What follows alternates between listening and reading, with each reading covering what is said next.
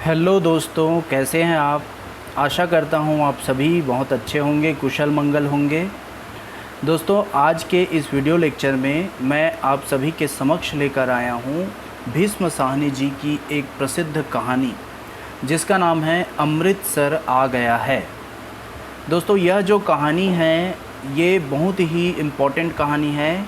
किस आधार पर हम इसको इम्पोर्टेंट कह रहे हैं, तो यह विभाजन की विभीषिका को दिखाता है। उस आधार से बहुत ज़्यादा इम्पोर्टेंट कहानी हमारे सामने बन जाती है। भीष्म साहनी जी जो कि इसके जो पूर्वज रहते थे वो पाकिस्तान में रहते थे, और ये क्या है, इनके जो पूर्वज थे फिर ये क्या है, अलग हो गए अपने पूर्वजों से। आधे लोग पाकिस्तान में चले गए, आधे लोग इंडिया में आ गए। तो इन्होंने जो सहा है और महसूस किया है, जिनके बारे में इन्होंने अपनी इस कहानी में लिखा है। और दोस्तों, ये उस समय की स्थिति जब आज़ादी का दौर था, 1947 का दौर था। उस समय जो स्थितियों से इंसान गुज़रे उन सभी के बारे में अमृतसर आ गया है, यह जो कहानी है ये हमें बताता है। तो भीष्म साहनी जी की यह जो कहानी है वह कई मायनों में बहुत ही महत्वपूर्ण साबित होती है, जिसको हम इस वीडियो लेक्चर में देखेंगे। तो इस कहानी का हम सारांश देखेंगे हमारे वीडियो लेक्चर में, और इसके बाद सारांश को देखने के बाद हम इस कहानी की समीक्षा करेंगे।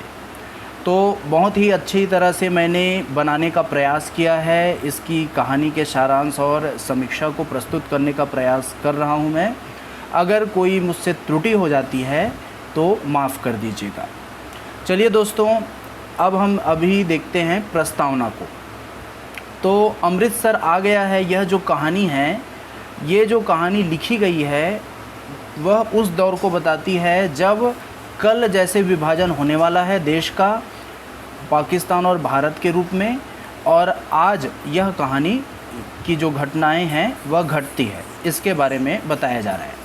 तो प्रस्तावना को हम देखते हैं।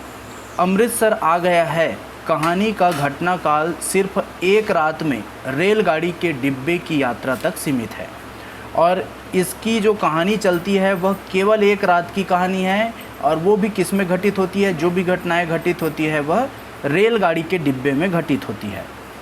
वर्तमान पाकिस्तान के किसी शहर से चली यह रेलगाड़ी अगले दिन सुबह दिल्ली पहुंचती है, जिसमें अधिकांश लोग स्वतंत्रता समारोह देखने दिल्ली आ रहे हैं। गाड़ी के डिब्बे पर सवार मुसाफिर आपस में बातचीत कर रहे हैं, जिनमें हम देखते हैं कि एक पात्र है सरदार जी, जो बर्मा की लड़ाई में भाग ले चुके हैं। तभी अचानक डिब्बे के यात्री हिंदुस्तान से पाकिस्तान के अलग होने की बात करने लगते हैं, लेकिन सरदार जी के मन में बार बार जिज्ञासा पैदा हो रही है कि पाकिस्तान बन जाने पर जिन्ना साहब बम्बई में ही रहेंगे या पाकिस्तान में जाकर बस जाएंगे। अब एक पात्र और है, एक पात्र की भूमिका में लेखक स्वयं है, जो कथावाचक के रूप में सब कुछ देख रहा है। ठीक है, वे सरदार जी से कहते हैं कि बम्बई क्यों छोड़ेंगे, पाकिस्तान में आते जाते रहेंगे, है ना, बम्बई छोड़ देने में क्या तुक है, इस तरह से लेखक स्वयं कह रहा है। तो इस हल्के फुल्के अंदाज से कहानी आगे बढ़ती है, और पूरी कहानी यात्रा के एक दिन की कहानी है। आज़ादी के ठीक एक दिन पहले की यह कहानी है। अमृतसर आ गया। अगले दिन भारत को आज़ाद होना है, और आज़ादी के उल्लास का माहौल दब गया है, और सांप्रदायिकता का तनाव चिंतित कर रहा है। तो इस तरह से यह जो कहानी है, इसकी प्रस्तावना को हमने देखा। अब हम इस कहानी की कथासार को देखते हैं। तो अमृतसर आ गया है कहानी में एक दिन की रेल यात्रा का वर्णन है, जैसा कि आपने पढ़ा। यात्रा का प्रारंभ अब के पाकिस्तान से होता है, और उस एक दिन में भारत के लोगों की जो मानसिकता है इसमें परिवर्तन होता है, उसका चित्रण कहानी में होता है। ट्रेन में हम देखते हैं कि ट्रेन में कुछ लोग आ गए हैं, सद्भावना का माहौल रहता है, सभी यात्रियों में आपस में चर्चा प्रारंभ होती है, हंसी मजाक होता है, कहीं कोई तनाव, चिंता या बेचैनी हमें शुरू में दिखाई नहीं देती है। अब ट्रेन धीरे धीरे आगे बढ़ती है, धीमी रफ्तार से आगे बढ़ रही है, लेकिन कहानीकार कथा को तेज़ी से आगे बढ़ाता है।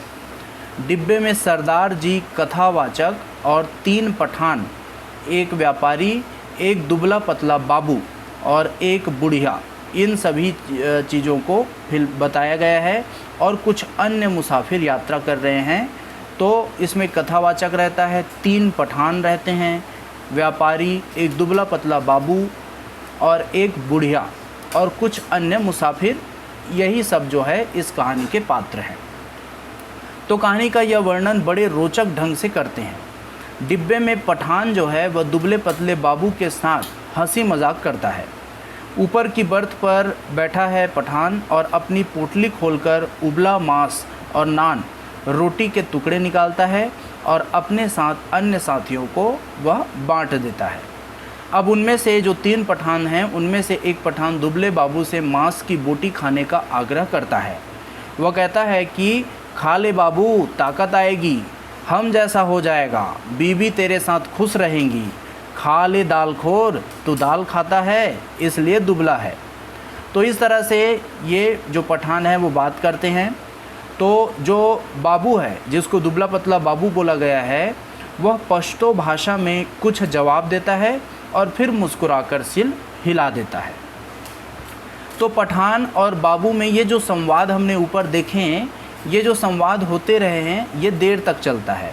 वह बाबू का मजाक बनाता है जो पठान है, लेकिन कहीं इसमें कभी भी कोई कटुता हमें इसकी सृष्टि नहीं होती दिखाई देती है। इसमें कटुता की सृष्टि नहीं होती। बाबू भी उनकी बातों को बुरा नहीं मानता है। फिर गाड़ी वज़ीराबाद स्टेशन पर रुकती है, जहां कुछ नए मुसाफिरों का रेला अंदर आ जाता है। अब वज़ीराबाद स्टेशन में जब गाड़ी रुकती है, यहीं से कहानी में मोड़ आना चालू होता है। डिब्बे से एक यात्री उतरकर पानी पीने चला जाता है, लेकिन वह जो यात्री गया रहता है वह जल्द ही भागकर डिब्बे में आ जाता है, जिससे उसका आधा पानी छलक कर गिर जाता है। लोग इधर उधर भागने लगते हैं। इससे ऐसा आभास होता है कि जो प्लेटफार्म है या उसके आसपास कहीं कुछ गड़बड़ हो गई है या शायद कोई दंगा हुआ है। तो गाड़ी के डिब्बे में अचानक सन्नाटा छा जाता है। सभी ने अपने दरवाजे बंद कर लिए। तभी कोई मुसाफिर दूसरे दरवाजे से अंदर आना चाह रहा है, जो प्लेटफार्म के दूसरी तरफ है। तो डिब्बे के अंदर से आवाज़ आती है। अब वो जो मुसाफिर है वो अंदर आना चाह रहा है, लेकिन डिब्बे के अंदर से आवाज़ आती है, कहाँ घुसा आ रहा है, नहीं है जगह, बोल दिया जगह नहीं है। तो इस तरह से यहाँ पे बोला गया है। तो यह भी रेल में यात्रियों के सामान्य मानसिकता को दर्शाती है, यह जो वाक्य है। तो किसी तरह दरवाज़ा खुल जाता है और वह जो मुसाफिर जो रेल के अंदर आना चाहता है, डिब्बे के अंदर आना चाहता है, वह अपनी पत्नी और 16 साल की बेटी के साथ डिब्बे के अंदर आ जाता है। मुसाफिर मैले कपड़े और लंबी मूंछ वाला है और वह आदमी हुलिया से हलवाई मालूम पड़ता है। लोगों के विरोध करने और शिकायतों करने के बावजूद उन सभी विरोधों और शिकायतों को वह नज़रअंदाज करते हुए वह संदूक को घसीटता हुआ अंदर अपनी दुबली पतली पत्नी और बेटी को कहता है, आ जाओ तुम भी चढ़ाओ। तो डिब्बे के मुसाफिर जो हैं उनके अंदर आने से चिल्लाते हैं, चिल्लाए जा रहे हैं और झल्ला कर कहते हैं, बंद करो जी दरवाज़ा, बिना पूछे चढ़ आते हैं, अपने बाप का घर समझ रखा है, मत घुसने दो जी, क्या करते हो, धकेल दो पीछे। तो वह बेबस आदमी डिब्बे के मुसाफिरों को कहता है कि टिकट है जी मेरे पास, मैं बेटिकट नहीं हूँ, लाचारी है, शहर में दंगा हो गया है, बड़ी मुश्किल से स्टेशन तक पहुँचा हूँ। तो इस तरह से ये जो घटना है, यहाँ से नया मोड़ आता है। एक पठान उस व्यक्ति पर लात से हमला कर देता है। लात उस व्यक्ति को न लगकर उसकी दुबली पतली जो पत्नी है उसके कलेजे में लग जाती है और वह हाय करते हुए डिब्बे की बर्थ पर बैठ जाती है। बस यहीं से कहानी में सांप्रदायिकता का जो तनाव है उसका रंग आ जाता है और उस व्यक्ति के संदूक को एक पठान जो है उठाकर दरवाजे के नीचे फेंक देता है, जहां एक कुली खड़ा हुआ उसके सामान को आगे बढ़ा रहा था। तो इस तरह से उसके सामान को बाहर फेंक दिया और उसको कुली ले गया।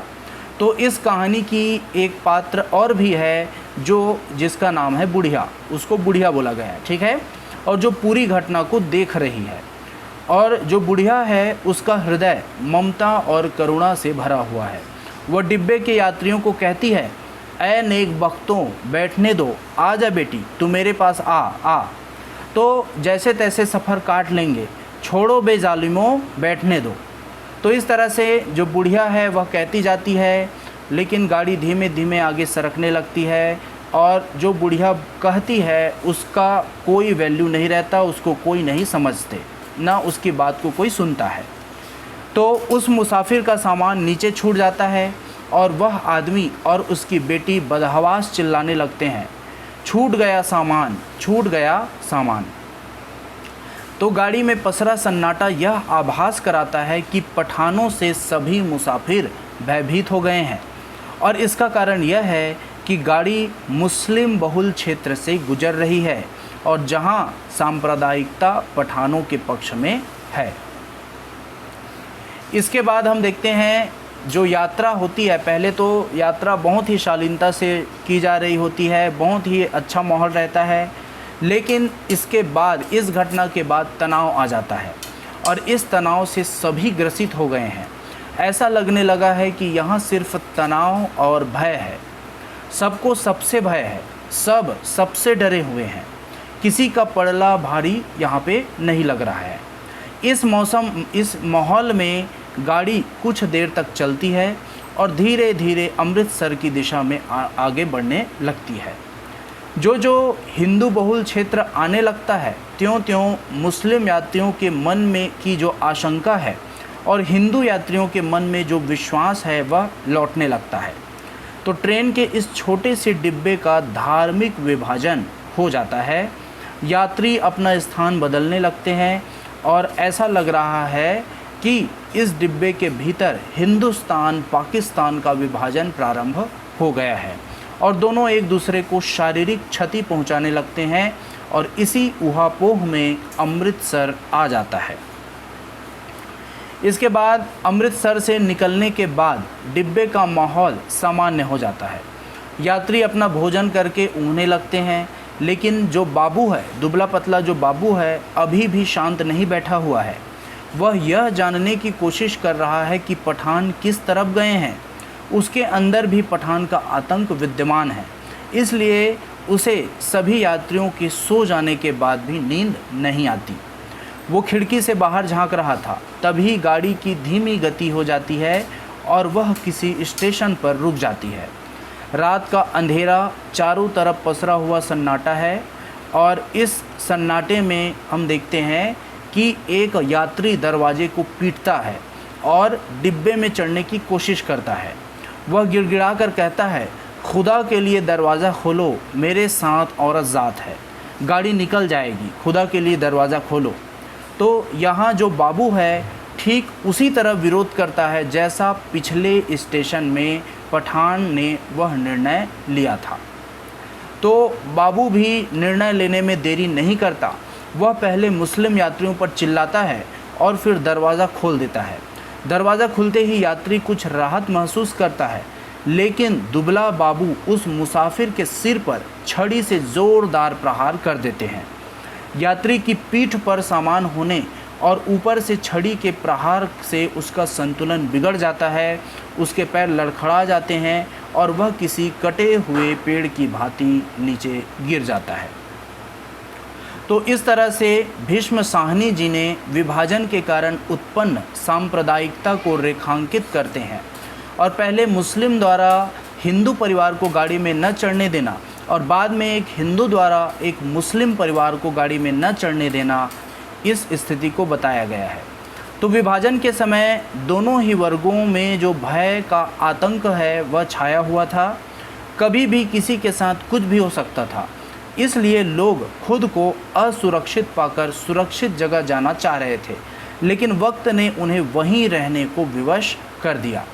बाबू घटना के बाद काफ़ी द्वंद्व की स्थिति में रहता है, वह लोहे की छड़ी को फेंके या नहीं इस द्वंद्व में रहता है, लेकिन अंत में वह लोहे की छड़ी को फेंककर इस द्वंद्व से उबर जाता है।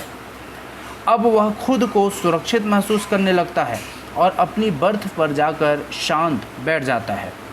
सुबह होते ही सरदार जी पीठ को खुजलाते हुए उठते हैं और बाबू से कहते हैं, बड़े जीवट वाले हो बाबू, दुबले पतले हो पर बड़े गुर्दे वाले हो, बड़ी हिम्मत दिखाई है।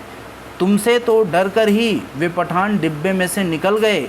यहाँ बने रहते हैं तो एक न एक की खोपड़ी तुम जरूर दुरुस्त कर देते। तो इस तरह से जो सरदार है वह बोलता है। बाबू एक विभत्स मुस्कान के साथ सरदार की तरफ देखता रहा।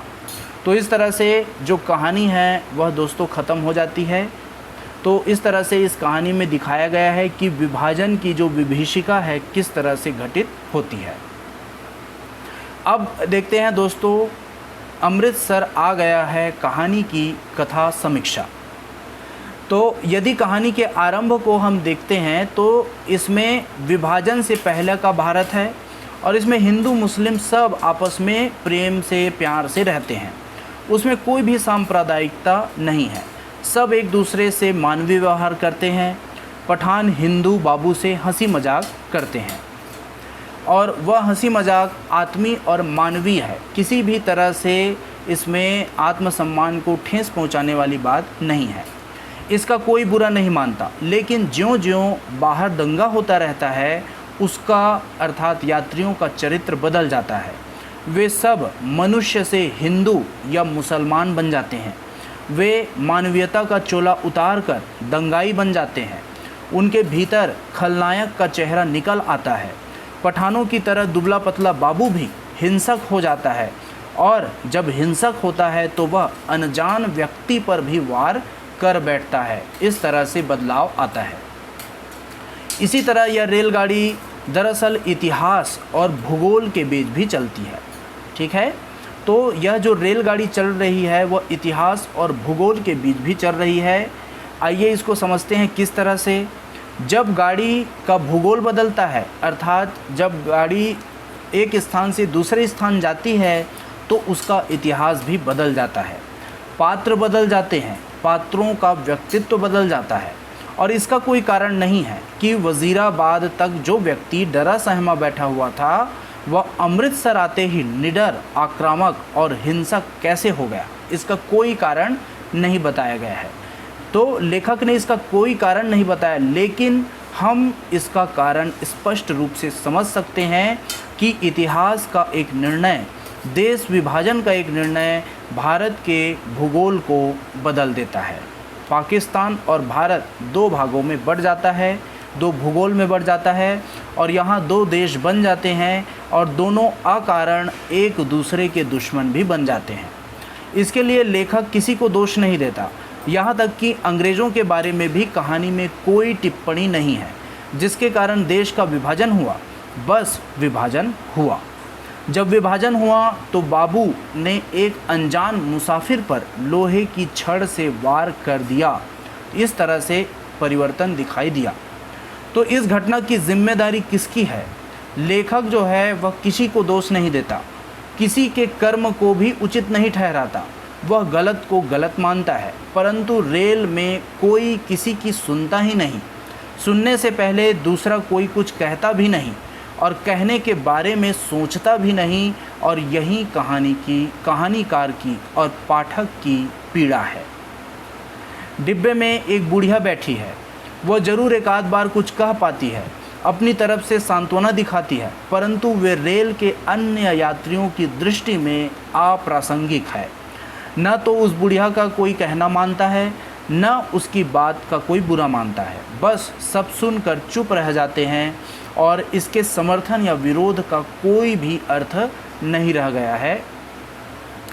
पात्रों के बारे में देखते हैं तो जो पात्र हैं वे सक्रिय हैं।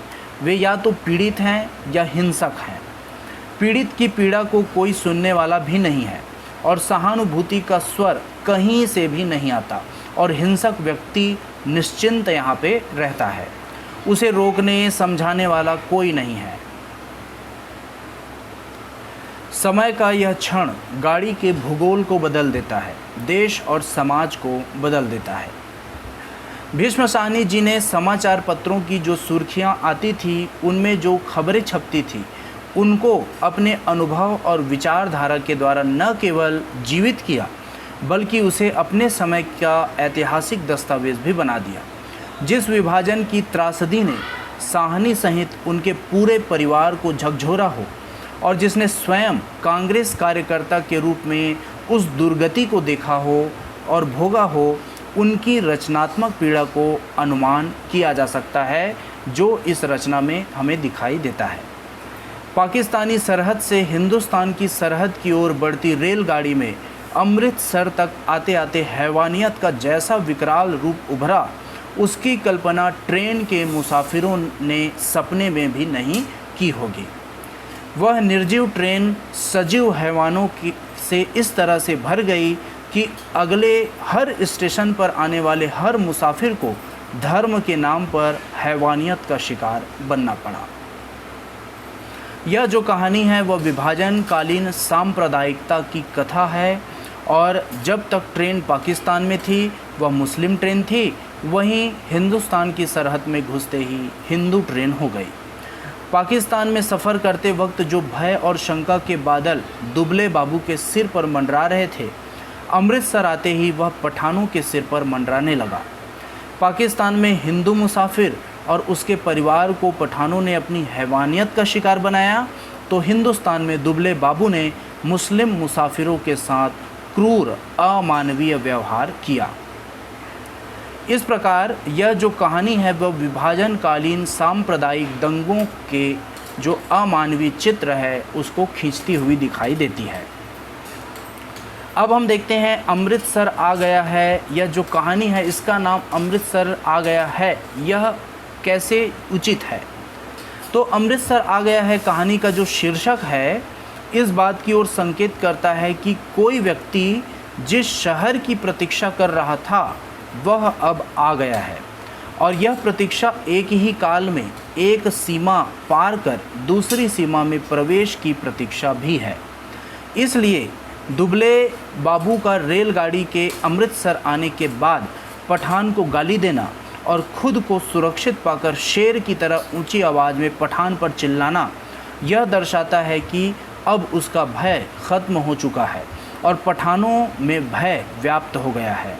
तभी तो पठान उस बाबू को कहता है कि ओ बाबू बकबक क्यों करता है, हमने कह दिया हम तुम्हारी ज़बान खींच लेगा, जबकि बाबू उन पर चिल्लाए जा रहा है। वह कहता है तेरी उस पठान बनाने वाले की। इस तरह से वह अनाप शनाप उसको गाली देता जाता है, उस पर चिल्लाया जाता है, उसका उस पठान की बातों पर कोई भी असर नहीं होता। इसके बाद दोस्तों हम देखते हैं शिल्प को। तो बनावट की दृष्टि से यह जो कहानी है वह अति साधारण शिल्प की कहानी है। इसकी कथा इतनी गुम्फित और अंतर्गुम्फित है कि उसके किसी भी अंश की न तो अनदेखी की जा सकती है न उसे निकाला जा सकता है। कथ्य और शिल्प एक दूसरे के अनुकूल हैं। जितनी सहजता और सरलता से कहानी आगे बढ़ती है उतनी ही सहज इसकी भाषा भी है।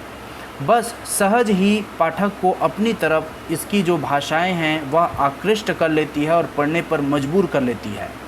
शिल्प के प्रति विशेष आग्रह साहनी की कहानियों में दिखाई नहीं पड़ता है, और इस कहानी की भी यही विशेषता है कि लेखक छोटे छोटे संवादों के माध्यम से अपनी कथा करता है और कहानी कहीं भी अति रंजना की भाषा नहीं बोलती है। डॉक्टर विश्वनाथ त्रिपाठी जो हैं वह भीष्म साहनी को अति रंजना का विरोधी मानते हैं और दबी ज़बान में काम करने की बात कहने का कुशल पारखी भी मानते हैं। साहनी जी के सभी पात्र अपनी स्थानीय भाषा पंजाबी, पश्तो, उर्दू और हिंदी में बातचीत करते हैं, और पठान और बाबू की भाषा पश्तो है जिसे लेखक ने बहुत ही सरल, सहज और रोचक रूप में संवादों के माध्यम से अभिव्यक्त किया है। जैसे उदाहरण के तौर पर हम ले सकते हैं, ओ खंजीन के तुख्म इधर तुम्हें कौन देखता है, हद तेरी बीबी को नहीं बोलेगा, तू ओ आमरे साथ बोटी तोड़, हम तेरे साथ दाल पिएगा। तो इस तरह से जो पठान है वह बाबू को बोलता है बोटी खाने के लिए, हम तुम्हारी बीवी को नहीं बोलेगा और तू हमारे साथ बोटी खा, ठीक है, हम तुम्हारे साथ दाल पिएगा। इस तरह से यहाँ पे पश्तो भाषा का प्रयोग किया गया है। उसी तरह बुढ़िया की बातों में ममतामयी पंजाबी का स्वर झलकता है। वे जिण जोगियों आराम नाल बैठो, वे रब दियो बंदियों कुछ होश करो। इस तरह से पंजाबी भाषा को बताया गया है। और जब मुसलमान यात्रियों की भाषा है, इसमें जो उसकी भाषा जो है उसकी मौत का कारण बन जाता है, इसको भी यहाँ पे बताया गया है। जैसे खुदा के लिए दरवाज़ा खोलो, मेरे साथ में औरत ज़ात है, गाड़ी निकल जाएगी। तो इस तरह से हम सभी संबंधों की भाषा में सहजता, सरलता, आत्मीयता और विनोद प्रियता के दर्शन होते हैं। कहानी की भाषा प्रसंगानुसार बदलती रहती है और कहानी में जहाँ डर या भय के बादल मंडराते हैं, वहाँ पठानों और बाबू की भाषा अपना रूप बदल लेती है। यही कारण है कि कहानी की भाषा अपने परिवेश में उत्पन्न तनाव और दहशत को पूरी शिद्दत से अभिव्यक्त करने में सक्षम है। ये कहानी संवाद की शैली में लिखी गई है, इसलिए लेखक छोटे छोटे संवादों से आगे इसको बढ़ाता जाता है। कहानी में घटनाओं और संदर्भों में गजब तार्किकता है, जिसके बल पर सभी दृश्यों और प्रसंग साकार हो गए हैं। इन दृश्यों और प्रसंगों में प्रत्येक पात्र की मानसिकता और सोच को हम पढ़ सकते हैं। कहानी अंत में सरदार जी का बाबू से जो संवाद रहता है, एक बार फिर सांप्रदायिक सोच को प्रकट कर देता है, जिसका अंत में किसी नाटकीय घटना में नहीं होता, बल्कि सहज और स्वाभाविक रूप से इसका अंत भी हो जाता है। तो अब हम देखते हैं दोस्तों निष्कर्ष। अमृतसर आ गया है, यह जो कहानी है वह स्वतंत्रता के समय भयावह सच की मार्मिक अभिव्यक्ति को बताता है और यह विभाजन की विभीषिका की आड़ में सांप्रदायिकता की तस्वीर को उभारती है। कुल मिलाकर अपने तत्कालीन परिवेश, उस समय व्यक्ति की मानसिक सोच को सहज सरल भाषा में छोटी छोटी घटनाओं एवं दृश्यों के माध्यम से पाठक के मानस पटल पर अंकित कर देती है। यह ऐसी कहानी है। तो दोस्तों, इस तरह से हमने अमृतसर आ गया है कहानी का सारांश देख लिया और उसकी समीक्षा भी कर ली। तो आपको निश्चित ही अच्छे से समझ में आ गया होगा। दोस्तों, आपको यह मेरा जो वीडियो है वह अच्छा लगा हो, आपके लिए किसी भी प्रकार से लाभप्रद है, तो आप वीडियो को ज़रूर लाइक कर देंगे। अगर आप मेरे चैनल में नए हैं तो मेरे चैनल रियल ज्ञान विथ RKG को ज़रूर सब्सक्राइब कर दीजिएगा। तो आज के लिए इतना ही दोस्तों, अगले वीडियो लेक्चर में एक नए विषय के साथ मिलते हैं। तब तक के लिए देखते रहिएगा रियल ज्ञान विथ RKG। धन्यवाद।